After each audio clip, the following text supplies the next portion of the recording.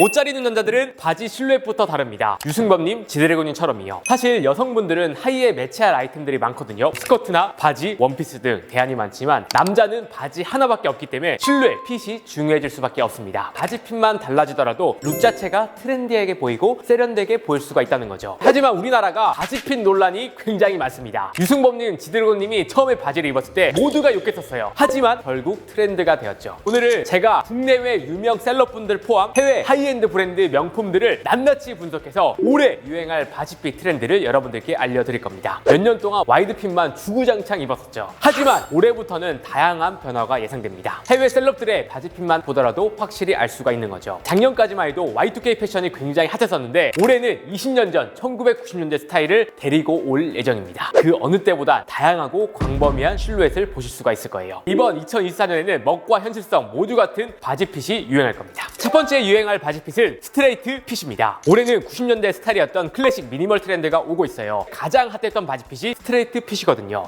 미니멀리스트들이 가장 사랑하는 핏입니다. 대표 브랜드인 더로우에서 연청 면치노 스트레이트 팬츠와 셔츠를 매치해서 깔끔한 무드를 가져가고 있죠. 바지핏이 클래식 미니멀로 돌아가고 있다는 말입니다. 90년대 패션을 보시면 적당한 넓이의 스트레이트 데님 팬츠가 전방위로 쓰이고 있거든요. 정장처럼 클래식한 룩에도 매치가 가능한 유일한 핏이라는 겁니다. 제가 입은 것처럼 오피스 룩에서도 잘 어울리는 게 스트레이트 핏인 거죠. 봉태균님처럼 캐주얼 미니멀 셔츠를 매치한 전통적인 아름다움도 보여줄 수가 있거든요. 그리고 켄달 제너, 헤일리 비버, 저스틴 비버, 벨라 하디드 전 세계 옷 잘 입는 사람들이 이미 입기 시작을 했습니다. 각자 무드에 맞게 스트레이트 핏을 보여주고 있었어요. 그리고 컬러도 제가 입고 있는 것처럼 인디고 컬러가 눈에 띕니다. 좀 더 포멀하고 정중한 느낌이 드는 청바지들이죠. 스웨트셔츠와 캐주얼하게도 매치할 수 있지만 블레이저와 프레피하게도 매치할 수 있는 아이템입니다. 로로피아나 미우미우, 구찌처럼 세련된 인디고 컬러가 올해 굉장히 강력하게 뜰 거라고 생각이 들어요. 제가 입고 있는 바지도 내일 공개될 아이템이거든요. 딱 트렌드가 왔다는 겁니다. 셔츠에 블레이저 타이, 스트레이트 핏만 입더라도 세련된 출근 룩이 완성이 된다는 거죠.